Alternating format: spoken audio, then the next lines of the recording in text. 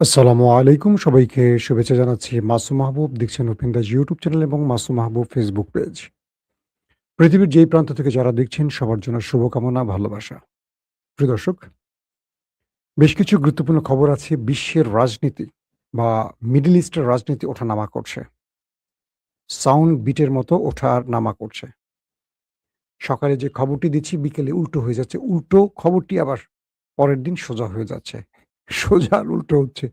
Donald Trump যেই মাঠে আছেন সেই মাঠে আনপ্রেডিক্টেবল সবকিছু ঘটবে। চলেন আমরা একটু গুরুত্বপূর্ণ খবর আপনাদেরকে দেয়া শুরু করি। শুনতে এবং দেখতে পাচ্ছেন কিনা ক্লিয়ার আমাকে একটু কমেন্ট করবেন। সাউন্ড স্পষ্ট আছে কিনা? ওকে। জি, আপনারা যেখান থেকে কমেন্ট করছেন আমি দেখতে পাচ্ছি। ওকে। মাঝে, মাঝে ভালো, ভালো কমেন্ট করেন। আমি আপনাদের সেই কমেন্টগুলো পড়তে চাই। দর্শক, জেনেভায় একটি মধ্যস্থতা হবে ইরান এবং আমেরিকার। এইরকম খবরই আমরা বিশ্ব গণমাধ্যমে দেখেছি এবং বলা হয়েছে যে ইরানের সব শর্ত মেনে নিয়েছে আমেরিকা। কে বলেছিল? ডোনাল্ড ট্রাম্পের পক্ষ থেকে বলা হয়েছে। ইরান গণমাধ্যম কি বলছে আমরা আগে এক নজর দেখি। ইরানের পররাষ্ট্রমন্ত্রী আব্বাস আরাকচি বলছেন, যেটা আল জাজিরা রিপোর্ট করেছে। সেখানে বলা হচ্ছে সমঝোতা স্মারকটি বেশ কাছাকাছি চলে এসছে এবং এটি সবচেয়ে পারফেক্ট বা এটি ইরানের পছন্দের মতো বা ইরানের দাবির বাস্তবায়নগুলো উল্লেখ আছে এবং সেটি বাস্তবসম্মতভাবে ডোনাল্ড ট্রাম্প মেনে নিয়েছেন। তিনি বলছেন সমঝোতা স্মারকটি এর চেয়ে বেশি কাছাকাছি আর কখনো আসেনি। মানে এতটা দুপক্ষের কি বলবো সম্মতির ব্যাপারটি আসছে। তো পররাষ্ট্রমন্ত্রী আব্বাস আরাকচি বলছেন এই সমঝোতা স্মারকটি উভয় পক্ষেরই মনোভূত হয়েছে এবং চুক্তির শর্তাবলী ইরান গণমাধ্যমে ফাঁস করার জন্য এই যে কথাগুলো হয়েছে, এই চুক্তিটা ইরানের গণমাধ্যমে আসায় ইরানের গণমাধ্যম ফাঁস করার জন্য ট্রাম্প তেহরানের তীব্র সমালোচনা করার পরপরই অর্থাৎ ডোনাল্ড ট্রাম্প ইরানের উদ্দেশ্যে ব্যাপক সমালোচনা করে বলছে এগুলো সব মিথ্যা খবর। এর পরপরই আব্বাস আরাকচি এই বক্তব্যটি দিয়েছেন। তিনি লিখছেন, তার এক টুইট বার্তা লিখছেন, এটি চূড়ান্ত না হওয়া পর্যন্ত গণমাধ্যমের উচিত এর বিষয়বস্তু নিয়ে জল্পনা কল্পনা করা থেকে বিরত থাকা। আমাদের দায়িত্বশীল ও স্বচ্ছ কর্মপন্থা অনুযায়ী যথাসময়ে সমস্ত বিবরণ জনগণের কাছে প্রকাশ করা হবে। ইরানের পররাষ্ট্রমন্ত্রী বলছেন যতক্ষণ এটিকে চূড়ান্ত অনুমোদিত না হয়, দুই পক্ষের অনুমোদন না হয়, ততক্ষণ এটি নিয়ে গণমাধ্যম যে জল্পনা কল্পনা করছে এটি বন্ধ রাখা উচিত, নতুবা এটি সমস্যার সৃষ্টি করে। ডোনাল্ড ট্রাম্প কি বলছেন? খুব গুরুত্বপূর্ণ খবর আছে, ওয়েট করেন আপনারা। ইরানের গণমাধ্যমে যে রিপোর্টটি প্রকাশ হয়েছে এর পরপরই ডোনাল্ড ট্রাম্প ক্ষেপে গেছেন। তিনি বলছেন একটি শান্তি চুক্তির শর্তাবলী নিয়ে ইরানি গণমাধ্যমে বিস্তারিত প্রতিবেদন প্রকাশের পর মার্কিন প্রেসিডেন্ট ডোনাল্ড ট্রাম্প ইরানের নিন্দা করেছেন। তিনি তেহরানের কর্মকর্তাদের অসম্মানজনক আখ্যা দিয়েছেন এবং এটিকে ভুয়া খবর বলে দাবি করেছেন। মার্কিন কি বলে মার্কিন পররাষ্ট্র মন্ত্রণালয় থেকে ইরানের এই বক্তব্যটিরও মিথ্যা বলে দাবি করা হয়েছে এবং তিনি বলছেন এটি সম্পূর্ণ ভুয়া একটি খবর। কে বলছে? Donald Trump. এখন চুক্তির যে খসড়াগুলো দুই পক্ষের মধ্যে হয়েছে এইটিকে নিয়ে ইরান বলছিল যে চুক্তির খসড়া প্রায় চূড়ান্ত হয়ে গেছে, কিন্তু আমেরিকানরা লোভী হয়ে গেছে, তারা নতুন নতুন দাবি উত্থাপন করছে। এটা কে বলছে? ইরানি গণমাধ্যম। যে আমেরিকা দুই পক্ষের মধ্যে যে আলোচনাগুলো হয়েছে, আমার ছবি আবার আটকে গেছে কেন? কতক্ষণ ধরে আমি আটকে আছি ভাই?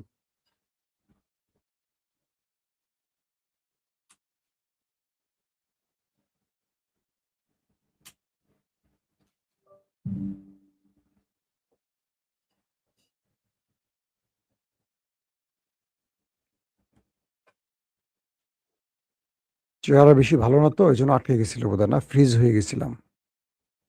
গরমে ফ্রিজ হয়ে গেছে, মানুষ শীতে ফ্রিজ হয়ে যায়। তো ইরান বলছিল যে আমেরিকা লোভী হয়ে উঠছে, কারণ তারা আমাদের দুই পক্ষের আলোচনার মধ্যে নতুন নতুন বিষয় যোগ করে। পাশাপাশি কয়েকটি সূত্রের দাবি করা হয়েছিল যে ইরান মানে কেন আমেরিকা খেপছে যে ইরানের গণমাধ্যমগুলো প্রকাশ করেছে এই রকম খবর যে আমেরিকা রাজি হয়েছে ইরান তার ইউরেনিয়াম তার দেশে রাখতে পারবে, নাম্বার 1। ৬০ দিন যুদ্ধবিরতি, মানে ৬০ দিনের মধ্যে যুদ্ধবিরতি সম্পূর্ণ হবে এবং এই ৬০ দিনের মধ্যে ধীরে ধীরে সবগুলো বাস্তবায়ন করা হবে। কি কি? ইরানের যে ২৪ বিলিয়ন মার্কিন ডলার পৃথিবীর বিভিন্ন দেশে ইরানের যে সম্পদ জব্দ করা হয়েছে, এটি আস্তে আস্তে দেয়া শুরু হবে। ইরানের নিষেধাজ্ঞাগুলো প্রত্যাহার হবে এবং ইরান তার পণ্য, তেল, গ্যাস সহ সবকিছু আস্তে আস্তে বিশ্ববাজারে রপ্তানি করতে পারবে। ট্রাম্পের পক্ষ থেকে এই অনুমোদনগুলো আসছে। পাশাপাশি ইরানের যে ক্ষয়ক্ষতি হয়েছে তারও একটা ক্ষতিপূরণের হিসেব অনুযায়ী তাদের ক্ষতিপূরণ দেয়া হবে। অন্যদিকে প্রত্যেকটি ফ্রন্টের যুদ্ধবিরতি কার্যকর থাকবে। এই বিষয়গুলো আসছে। ইরানের কিছু মাধ্যম বলছে এগুলো ট্রাম্পের প্রতারণা। আবার ট্রাম্প এগুলো ইরানকে অফার করছে কেন? আজকে সকালে যারা আমার লাইভটি দেখেছেন সকাল ৯টায় বাংলাদেশ সময়, সেখানে আমি বলেছিলাম গেল রাতে ইরানে বড় আক্রমণের পরিকল্পনা ছিল আমেরিকার। আমেরিকা আর ১-১.৫ ঘন্টার মধ্যে ইরানে বড় আক্রমণ করবে সেন্টকমকে, মানে সেন্ট্রাল কমান্ড মার্কিন যুক্তরাষ্ট্রের। ট্রাম্প নির্দেশনা দিয়ে দিয়েছিলেন। কিন্তু এরই মধ্যে গোয়েন্দা তথ্য এসছে ট্রাম্পের কাছে প্রেসিডেন্ট ভবনে, হোয়াইট হাউসে, যে ইরান খুব ম্যাসিভ অ্যাটাকের পরিকল্পনা করছে। সেটা কি? যদি ইরানের খার্গ আইল্যান্ডে বড় অ্যাটাক হয়, আমেরিকার যত বাণিজ্যিক স্থাপনা আছে, আমেরিকান স্বার্থ সংশ্লিষ্ট বা ইসরায়েলি স্বার্থ সংশ্লিষ্ট যত প্রতিষ্ঠান আছে গালফ কান্ট্রিতে, প্রচুর প্রচুর প্রতিষ্ঠান আছে, প্রত্যেকটা হিট হবে। ইলন মাস্কের প্রতিষ্ঠানে হিট হবে, অ্যাপেলের প্রতিষ্ঠানে হিট হবে, অ্যামাজনে হিট হবে। অর্থাৎ আমেরিকান যত ব্যবসা বাণিজ্যের কার্যালয়, ব্যাংক, আরও যত আছে সবগুলো, এবং তেল ডিপো, তেলের স্টোরেজ, প্রত্যেকটি কার্যালয় ইরান হিট করবে। এবং ইরান ভয়ঙ্কর মিসাইলগুলো একসাথে আপলোড করে রেখেছে। এই তথ্য আমেরিকার কাছে পৌঁছে গেছে। পাশাপাশি চীন এবং রাশিয়া তাদের দূতদের মাধ্যমে সতর্ক করেছে যে এই যুদ্ধে খার্গ আইল্যান্ডে ইরানের সাথে তেল, অর্থাৎ ইরানের তেল প্রায় ৮০% কিন্তু এই খার্গ আইল্যান্ড থেকে রপ্তানি হয়, ইরানের যে তেলটা। আবার দেখা যায় যে ইরান যে তেল বিক্রি করে তার 80% ইরানি চিনি নিয়ে থাকে ধরেন, বাকিরা তো নিষেধাজ্ঞার জন্য নিতে পারে না। তো চীন বলছে যে খার্গ আইল্যান্ডে তাদের স্বার্থ রয়েছে, যদি ট্রাম্প এখানে কোনো মিস অ্যাডভেঞ্চার করে তাহলে এই চীন আমেরিকার সামনে প্রকাশ্যে দাঁড়িয়ে যাবে। অর্থাৎ এই যুদ্ধে ইরান একা থাকবে না, চীন জড়িয়ে যেতে পারে, কারণ চীনের স্বার্থ এখানে রয়েছে। পাশাপাশি রাশিয়ার পক্ষ থেকে খুব হার্ড বক্তব্য আসছে। এরপরই ট্রাম্প দ্রুত সেন্টকমকে বলেছে যুদ্ধ বন্ধ করো। এবং এই যে আজকে যেই কথাটা শুরুতে বললাম, শর্তাবলী নিয়ে দুই পক্ষের আলোচনা, এগুলো প্রকাশিত হয়েছে। আবার ইরানের গণমাধ্যমে প্রকাশের জন্য ট্রাম্প ক্ষেপে গেছেন। ট্রাম্প ক্ষেপছেন কারণ যে শর্তের কথাগুলো বললাম প্রত্যেকটা শর্তই দেখা যায় ইরান বিজয়ী, ট্রাম্প হেরে গেছেন। ট্রাম্প হেরে গেছেন মানে কি? ট্রাম্পের ফেস সেভিং আবার বন্ধ হয়ে যাচ্ছে। ট্রাম্প আগামী নির্বাচনে হেরে যাচ্ছেন, কারণ মার্কিন গণমাধ্যম যে জরিপগুলো চালিয়েছে, ট্রাম্প যে জরিপগুলো চালিয়েছে মার্কিন যুক্তরাষ্ট্রের আগামী মধ্যবর্তী নির্বাচনে, ট্রাম্প ৮০% জনপ্রিয়তা হারিয়ে ফেলেছেন। নেতানিয়াহু ৮৫% জনপ্রিয়তা হারিয়ে ফেলেছেন। এই দুজনের রিপোর্টগুলো এভাবে আসছে। তো ট্রাম্প যে কোনো সময় যুদ্ধটা বন্ধ করবেন। আবার ইরানে অ্যাটাক করে তিনি যে পাল্টা অ্যাটাক হয়েছে সেগুলো ইরানে আক্রমণের চেয়ে তার দেশে বেশি হয়ে গেছে। যেমন বাহরাইনে, জর্দানে, কুয়েতে তাদের ঘাঁটিগুলোকে তছনছ করে ফেলেছে ইরান। এটি আমেরিকা আশা করেনি। তো ইরান যে তাদেরকে শক্ত জবাব দিচ্ছে, এজন্য নেপথ্যে বসে পাকিস্তান, তুরস্ক, মিশর, সৌদি আরব, কাতার, আরব আমিরাত, এরা সম্মিলিতভাবে ট্রাম্পকে বলছে যে একটি সিজফায়ার করেন, এবং সেই আলোকে ইরানের সাথে মধ্যস্থতা হয়েছে। সেই সিজফায়ারের আলোকে এই শর্তাবলীগুলো এসছে। এখন ইরান বলছে একটা আর ট্রাম্প বলছে একটা, ট্রাম্প বলছে একটা, ইরান বলছে একটা। দুই পক্ষের কে যে সত্য এটা বলা এখন মুশকিল। বলা হচ্ছে জেনেভায় মার্কিন ভাইস প্রেসিডেন্ট জেডি ভেন্স তিনি যাবেন এবং সেখানে এটার চূড়ান্ত করা হবে। দর্শক, তো এখন এই অবস্থার মধ্যে মোটামুটি হরমুজ প্রণালীতে মার্কিন একটি জাহাজ ঢোকার চেষ্টা করেছিল, ওইটাকে আমেরিকা মানে ইরান তাড়িয়ে বিদায় করছে, বলছে যে না, হরমুজ এখন ঢোকার অনুমতি পাচ্ছ না, সব কনফার্ম হোক, আমাদের শর্তাবলী চূড়ান্ত হোক, সিগনেচার হোক তারপর। প্রশ্ন হলো ট্রাম্প যে ইরানকে ভুয়া, মিথ্যা আখ্যা দিয়েছে। আবার ইরানের পররাষ্ট্রমন্ত্রী আব্বাস আরাকচি বলছেন যে তারা শর্তাবলী নিয়ে আলোচনার খুব কাছাকাছি আসছেন। এতদিন এত কাছাকাছি আসতে পারেন নাই। তার মানে ট্রাম্প কিছু গ্রিন সিগন্যাল দিয়েছে। এটা কি ঠিক থাকবে? নাকি ট্রাম্প কালকে আবার এটা অ্যাটাক করে বলবে, "কোনো আলোচনা হয় নাই।" যতক্ষণ ক্রিজে ট্রাম্প আছে, ততক্ষণ হোয়াইট দেন আর নো দেন। যেটাই করেন, এলবিডব্লিউ দেন, যেটাই দেন, ট্রাম্প মানবে না। ট্রাম্প ব্যাটিং করতে চাইবে। "আমি ব্যাটিং করব। আমি আউট না, আমি আউট না, আমি খেলবো না।" বুঝতে পারছেন? তো এই পরিস্থিতির মধ্যে কিছু আলোর ঝলকানি দেখা যাচ্ছে যে ইরানের সব দাবি মেনে নিচ্ছে ট্রাম্প। দেখি ইরানের গণমাধ্যম প্রকাশ করে, বিশ্ব গণমাধ্যম ট্রাম্পকে চেপে ধরছে, হয়তোবা সেই জন্য তিনি অস্বীকার করছেন, "না, না, না, আমি এগুলো বলিনি।" দেখি শেষ পর্যন্ত কি হয়। অন্যদিকে তুরস্ক এবং মিশরের মধ্যে 18 বছর পর সামরিক মহড়া হয়েছে। চোখে সর্ষের তেল দিয়ে কাচ্ছে ইসরায়েল। যে ইসরায়েল, আমেরিকা এতদিন মিশরকে বুক পকেটে নিয়ে চলত। অর্থাৎ ব্রাদারহুডের মোহাম্মদ মুরসি পতনের পর এই রজব তৈয়ব এরদোয়ান, মনে আছে একটা বিজয়ের সাইন দেখিয়েছিলেন, এইটা বিজয়ের সাইন। তিনি ব্রাদারহুডের জন্যই কাজটি করেছেন। পুরো পৃথিবী দেখেছিল তখন। তুরস্ক প্রকাশ্যে মিশরের পক্ষে নামিয়েছিল। কিন্তু আমেরিকা, সৌদি আরব, ইসরায়েলের প্রিসক্রিপশনে সেনাপ্রধান আব্দুল ফাত্তাহ আল সিসি হাজার, হাজার মানুষকে হত্যা করে ক্ষমতা দখল করে। এরপর থেকে মিশরের সাথে তুরস্কের সম্পর্ক খুবই খারাপ যায়। ২ দেশ পারে না পারবার যুদ্ধের মতো জায়গায় জড়িয়ে পড়ে। একই দেশে ২ দেশ মুখোমুখি অবস্থান নিয়ে ফেলে বিভিন্ন ইস্যুতে।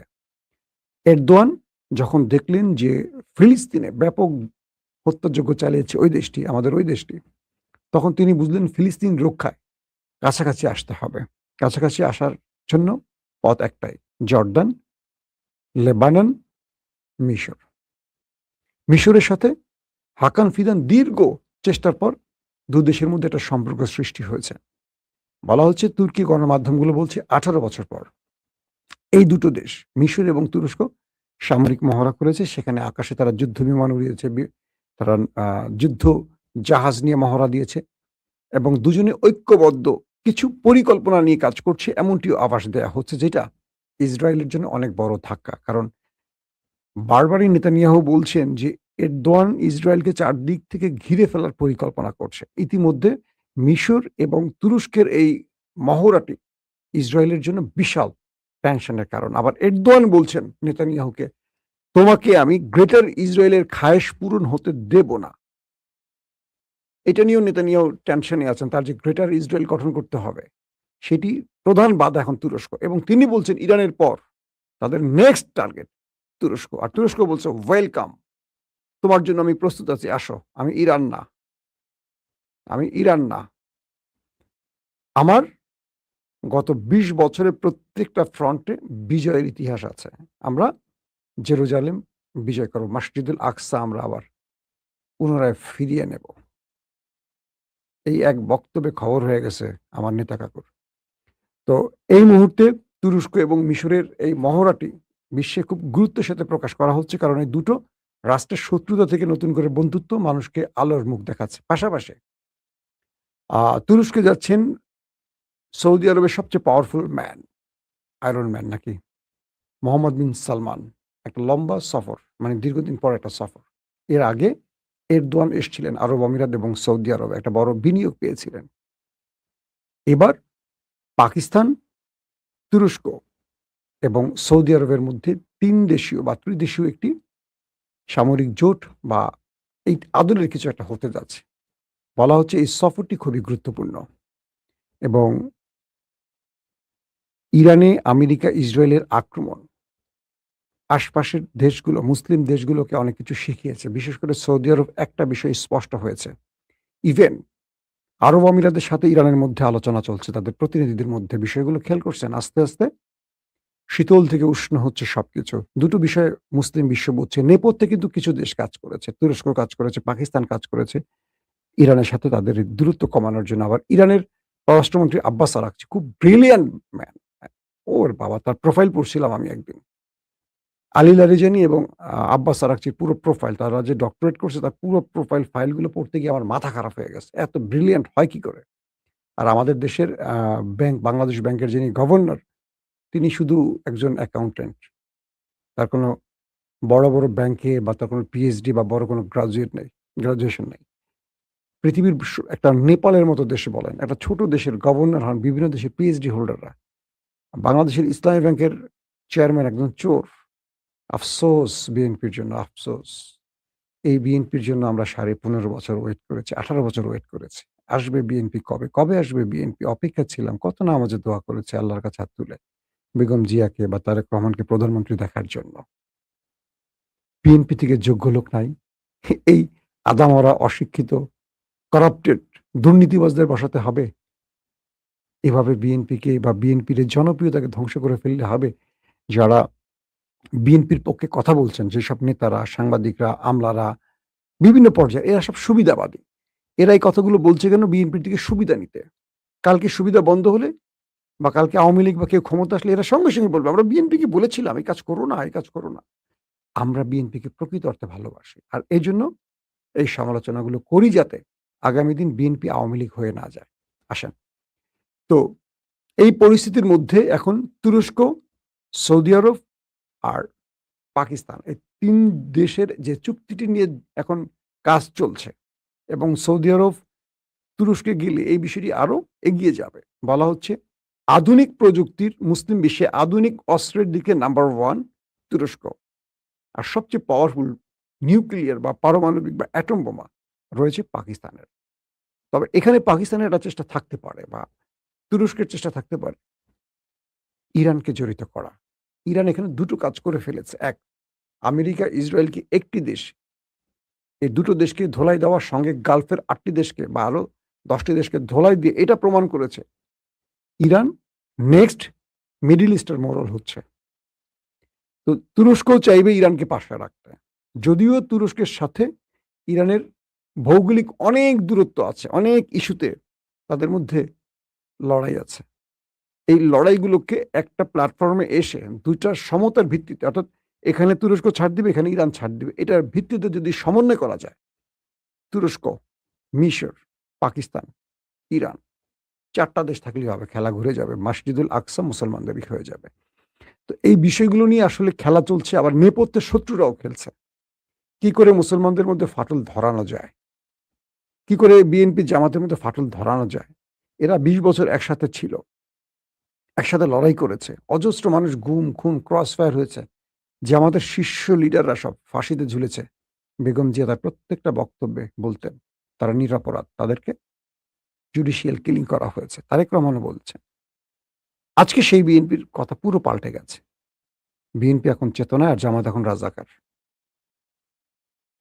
কিন্তু মাঝখানে ঢুকে গেছে ইসরায়েল। ধরেন ভারত বা আমাদের বাংলাদেশের কিছু হাসিনাপন্থী এজেন্সি বা এজেন্সি অফিসাররা, নাম বলতে চাই না।